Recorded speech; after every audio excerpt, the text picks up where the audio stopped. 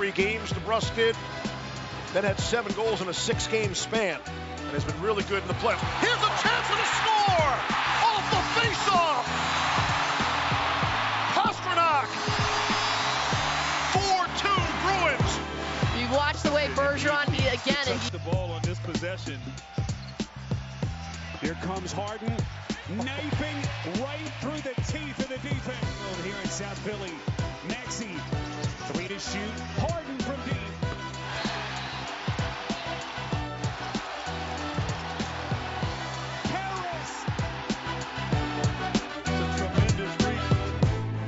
Oh, this is interesting to see. Your daily sports podcast, news, narratives, takes, gambling.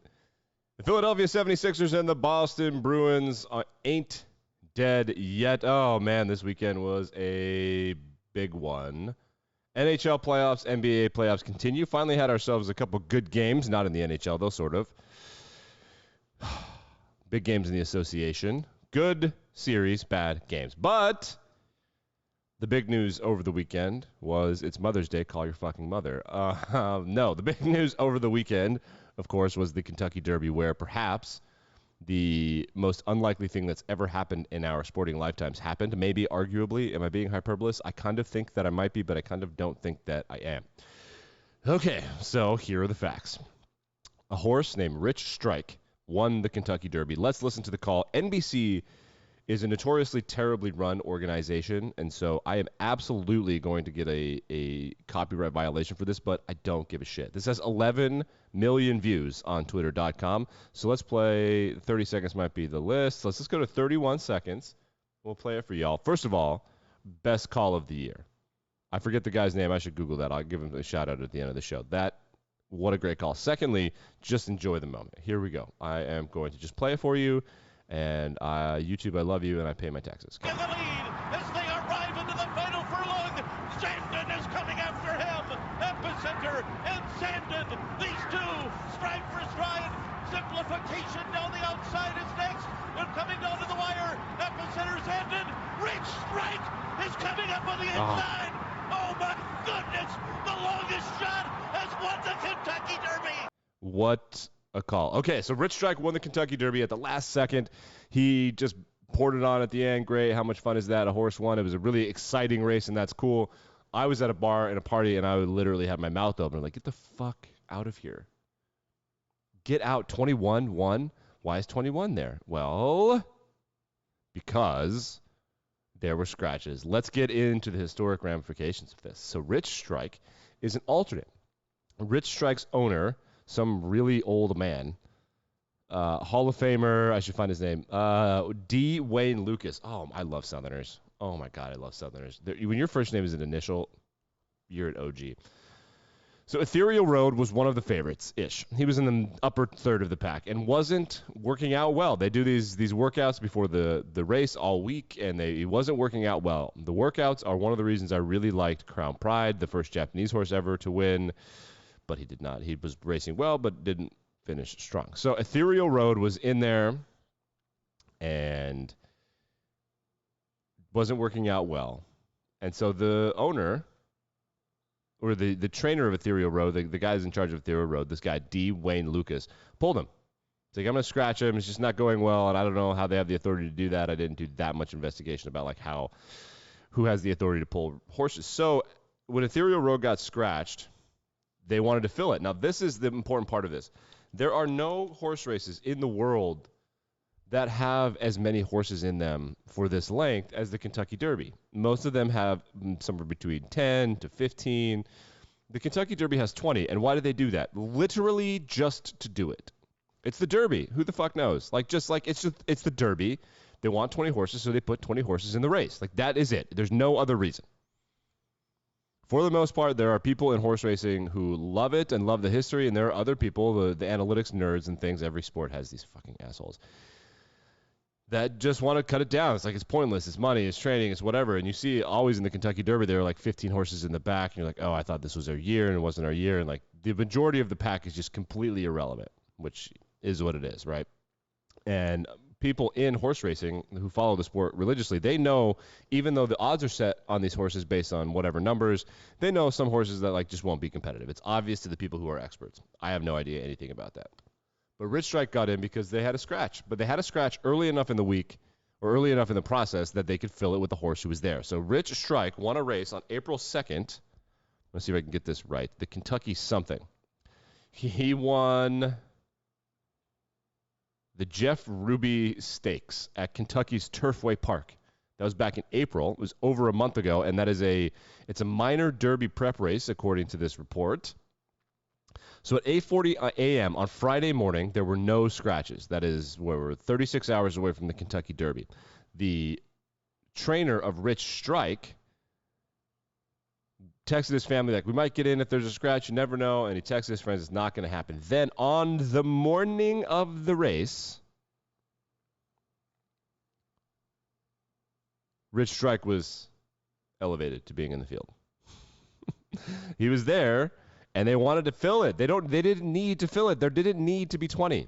So immediately, and the odds these days, and we'll get into this in a second, odds on horse racing are much more of a science than they've ever been. Is this the biggest upset in Kentucky Derby history? No. The odds to win for Rich Strike when he became part of the field were 80-1. That means a $2 wager nets $163 if you had a trifecta. So if you picked first and second or first, second, and third, here are the payouts. And somebody did this. I have a Twitter thing of it. I want to see did I save that? Sure hope that I did. Yes, I did. I sure did. So a $2 wager. This is crazy. This guy bet $100. Wow. All right. So a $2 wager on first and second. Wait, let's see if I get this right. A 50-cent trifecta wager. So if you get first, second, and third, and you bet 50 cents, you would come away with $7,500. If you hit a $1 super trifecta for all three top finishers, that's $321,000. This did happen. All of these predatory books, they do this every time something cool happens. Someone bet $100 on first and second and won $205,000. The number one upset in Kentucky Derby history was a 91-1 shot, Dunrail, in the year of our Lord, 1913. I don't think that books were on the up and up at that point in time, and I am pretty confident in saying that the analytics nerds hadn't made gambling a science at that point in time. So whether or not it's the best upset in Kentucky Derby history to me is irrelevant.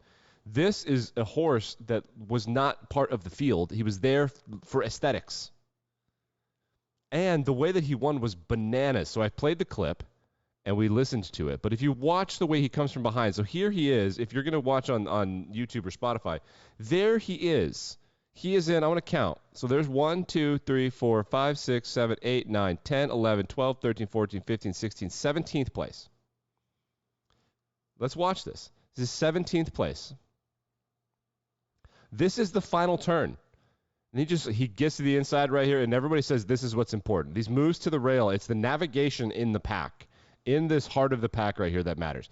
These guys usually people don't usually lead wire to wire. See, Epicenter, he navigated the pack, couldn't get inside, had to go to the outside. Here is Rich Strike, and he's just kind of hanging back. He's passing a couple horses. He's not going to take last. Look at that lane to the rail.